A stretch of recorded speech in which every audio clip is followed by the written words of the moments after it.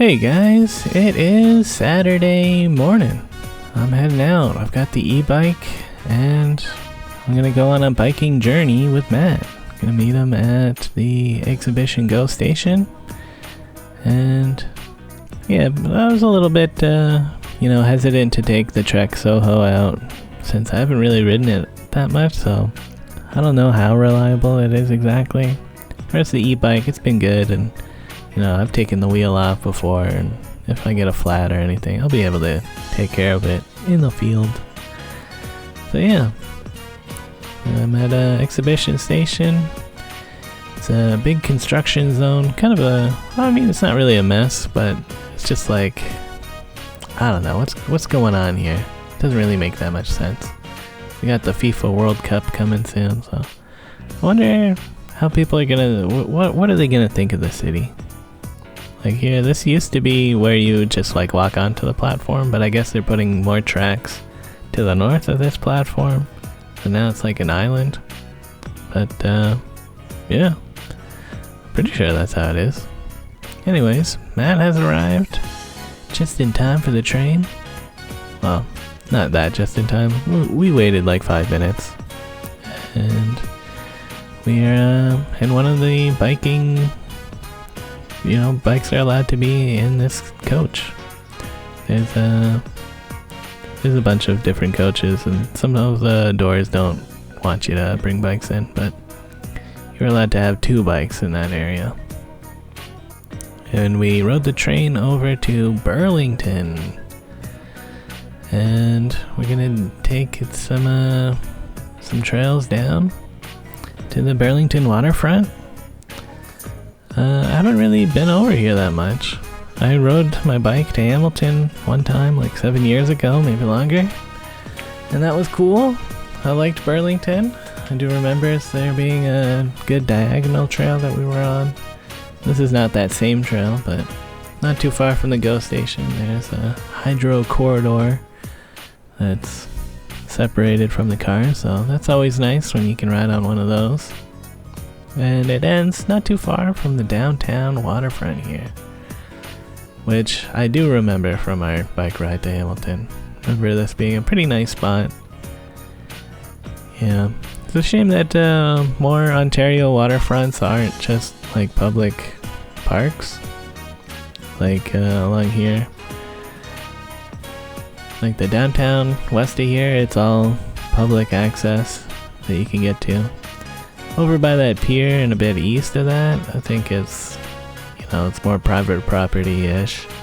There's supposed to be a rule where nobody owns the land that's like 2 meters from the water's edge kind of thing, but I guess there's been so much erosion and stuff. They've got like stone walls and stuff. It's not really a great spot to go and walk, and you're essentially in people's backyards, which, you're not literally in their backyard, so you probably could walk along the edge if you really wanted to. It's just not a great time. But yeah, just kind of a bummer how we've built our society in some spots. Whereas this part, that waterfront trail, I'm loving it. I'm like, man, this could be everywhere. But yeah, like just on the other side of this trees, there is a sandy beach, which I didn't get a great view of until later.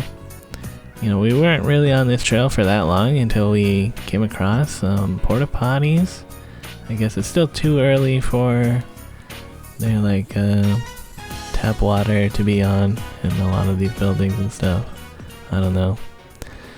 But there was some volunteers, Burlington Green. They were doing stuff, so we're curious about what's going on and wanted to help out, clean the beach a little bit. One of the volunteers showed us the raw plastic pellets that everything is made out of before it gets melted and formed into whatever plastic product.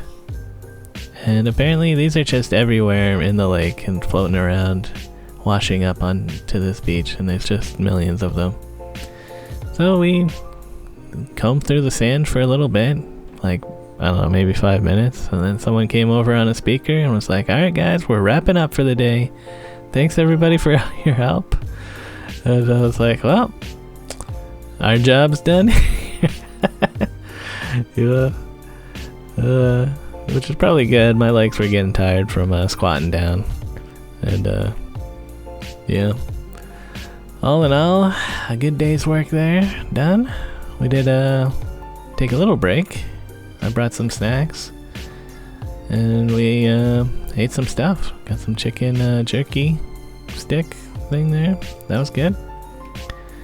Anyways, let's get back on this biking journey. You know, we've only been on the bikes for like 20 minutes, it feels like. So let's get back on the trail. Over on the other side of the land bridge that we're on, there's a water treatment facility and a highway, which is probably why this area isn't more like world famous. I feel like this has world famous potential of like, it is like got some good natural beauty, a nice trail here. If it wasn't for all the pollution and noise and stuff, like this would be a pretty easy recommend, but oh well. Anyways, crossing over this bridge, we had to go under it and then up a thing. We could take the long way and go uphill, but we opted for the stairs. And again, it's an older bridge, so I guess they never thought that people would ride bikes on.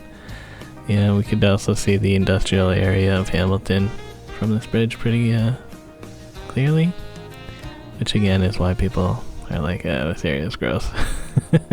All the pollution. But yeah, anyways, we went the long way down the hill and back underneath that bridge. We're on the trail again. We got a pretty nice looking sky here, some good clouds. Yeah, the rest of this trail until you get to Hamilton is pretty much like this. You got your natural area. Oh yeah, we got some seeds for helping clean up the beach. I spread my common milkweed around here. I can imagine some butterflies coming through here, right? Some monarchs. And yeah, I guess it's to the west now. You can see there's a lot of people who live on the trail, and that seems pretty nice. Yeah, I don't know. I would live here. Although you do have the constant droning sound of the highway, but you probably get used to that. And I guess like the pollution from the steel mill is probably not the best, but you know, who wants to live forever? Anyways, pass by a go-kart area. There's kind of like a waterfront park or something, I guess, going on. Looking back, I think we could see Toronto. It was kind of hard to tell as some more dark clouds are rolling in, but yeah, this trail is just real nice.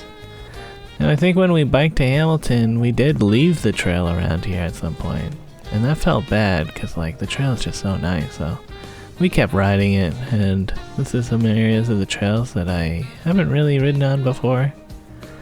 Now, getting into Hamilton, I wasn't actually sure or how to like do that, I guess. I wasn't really looking at the map. I figured at some point there's gonna be like a branching off area where it's like, yeah, come into town, guys. Cyclist welcome. But there wasn't really that. And as the rain was coming in closer, it seemed like we could go to a highway suburb zone, or like we'd have to go kind of far back. I don't know. But turns out there's also a GO train station close by to where we were. I thought West Harbor was like kind of the final stop for Lakeshore West, but there's Confederation Station as well, which I've never heard of this before, but it looked pretty new.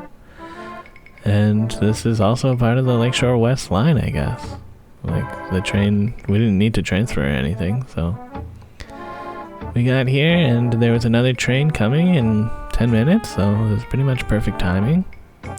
And we avoided getting drenched. We got sprinkled on a little bit, but you know, nothing major. And yeah, here's the train. We got on closer to the front. I saw some of the coaches were bike coaches where there's like no benches in the bottom. It's all just like hollowed out for, I think, mostly people going to Niagara Falls and they want to bike around there. That's a pretty common trip to do. Although I'm not sure how often those trains run. It feels like it takes a while. Or like it's kind of limited. But I don't know, just neat to see some of the train coaches. And as we got to Port Credit, the rain had pretty much stopped. We kind of thought about riding to Toronto from Port Credit, which would have been just like an hour ride. It's pretty doable, but I think we both felt like we're pretty good. We did a ride, and if we just go home now, it's like we kind of have our whole afternoon to just hang out and do whatever, which also sounds pretty appealing. So we got back to the exhibition station around 3 p.m. And yeah, all in all, pretty good ride. Got cut kind of short, but you know, it was still good. Let's gonna head home and do this thing. I'm riding through Garrison Creek Crossing, and I wanted to have a look at the Fort York grounds just across this bridge, but it's still closed. I was mostly wondering if this area was still closed, and it is. I guess it's FIFA stuff and they won't open it until the end of July, which is a bummer, because going through there is one of the best ways to get around from Liberty Village to the Fort York area. It's a good shortcut. Maybe not even really a shortcut, just a nice area. I don't know. Anyways, just heading home now. And yeah, just gonna take it easy, I guess. So thanks for watching, guys. I did also play a new video game. Subnautica 2 came out recently. And this game, it's another survival crafting, tree punching kind of game, but it's all underwater, which is kind of neat. I don't know. I never played the first one. The underwater environment wasn't that appealing to me, but you know, the Xbox friends are all into it, so thought I'd give it a try. And it is pretty good. I like just going around exploring the map with my pals. You know, that's a good time. And there has been some CEO drama involved with the game. The CEO of Crafton, which owns the company or whatever, they made a contract to pay, I think, like $200 million to the developers if they release the game and, you know, it sold well. And yeah, it seemed like it was gonna hit that target, and then the guy like tried to weasel out of it, and the courts had to settle it. And I don't know, it's just funny. Later, guys.